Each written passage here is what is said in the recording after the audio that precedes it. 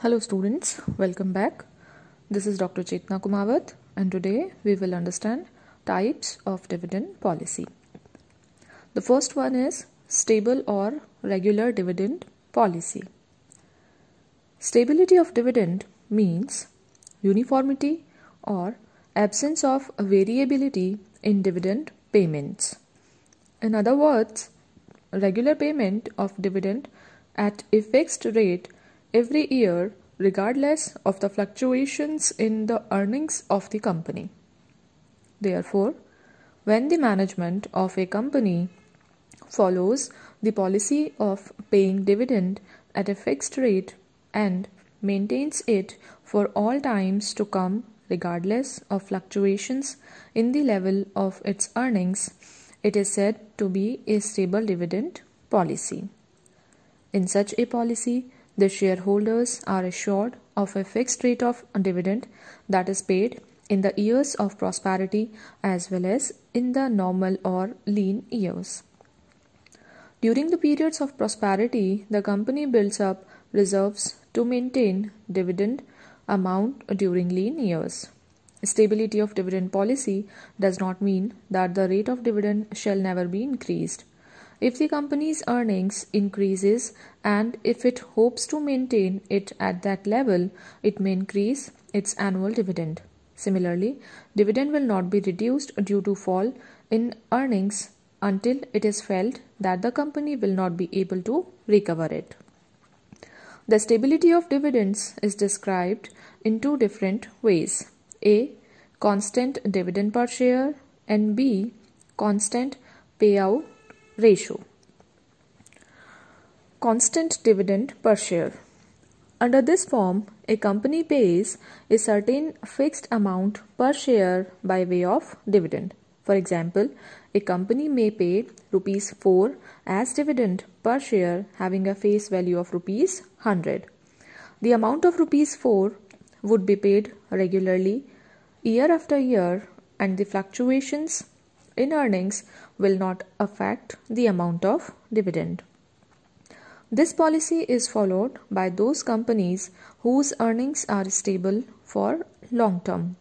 But in order to follow this, a company whose earnings are not stable may have to create dividend equalization reserves in those years when there are higher earnings. Generally, the policy of stable dividend is preferred by those persons and institutions who depend upon the dividend income to meet their living and operating expenses. B. Constant percentage of net earnings. According to this form, a certain percentage of net earnings or profits is paid by way of dividend to shareholders year after year. That is, a constant payout ratio is followed. For example, a 40% dividend payout ratio indicates that the company will distribute 40% of its earning to the shareholders and 60% will be retained in the business. If a company earns rupees 5 per share, the dividend amount will be rupees 2, which is 40% of rupees 5 per share. In the second year, if earnings per share goes up to rupees 8, the dividend will be rupees 3.20, which is 40% of rupees 8. On the other hand, if the earnings per share goes down to rupees 4, the amount of dividend will come down to rupees 1.60, which is 40% of rupees 4. Under all these cases, a stable dividend rate of 40% has been maintained by the company, but the amount of dividend per share fluctuates proportionately with earnings. Companies generally prefer this type of stability because it reflects the ability of the company to pay dividends, but it is not preferred by shareholders as the return fluctuates with the amount of earnings and it also involves uncertainties. Advantages of stable dividend policy. Stable dividend policy is preferred by most of the shareholders and followed by many companies due to the following reasons. Number 1, confidence among shareholders. Number 2, investors' desire for current income. Number 3, institutional investors' preference. Number 4, stability in market price of shares. Number fifth, raising additional finance. Number sixth, market for debentures and preference shares. And lastly, helpful in long-term finance planning. Policy of regular plus extra dividend. This is number 2 type of dividend policy. Under this policy, a company pays a fixed dividend per share to the shareholders and an extra dividend in the years of prosperity. The designation extra is used in connection with the payment to tell the shareholders that this is extra and may not be maintained in future. Further, to distinguish between regular and extra dividend, some large companies assign different numbers to regular and extra dividend. The policy of regular and extra dividend provides flexibility to the company, but on the other hand, it creates uncertainty in the minds of shareholders as to what exactly their dividend income would be. Hence, it is not preferred by shareholders. This policy is more suitable to those companies who earn abnormal or extraordinary income in a particular year.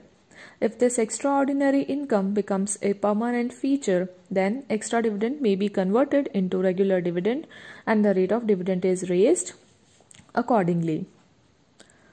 The next policy of regular bonus dividend.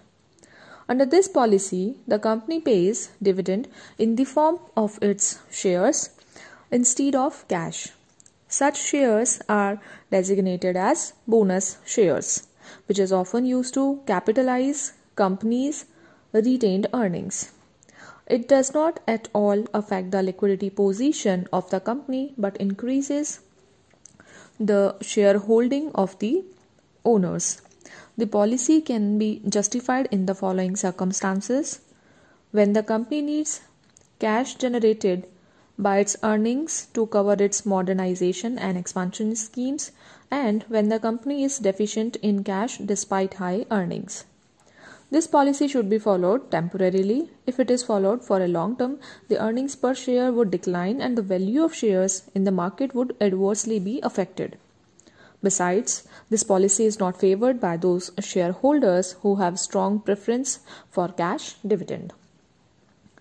Policy to pay irregular dividend. Under this policy of irregular dividend, the amount of dividend to be paid by the company to shareholders fluctuates with the changing level of earnings. The larger the earnings, the higher is the dividend and vice versa.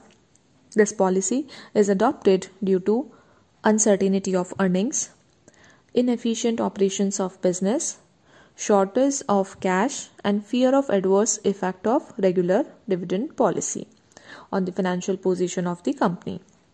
Generally, this policy is adopted when companies have fluctuating investment opportunities.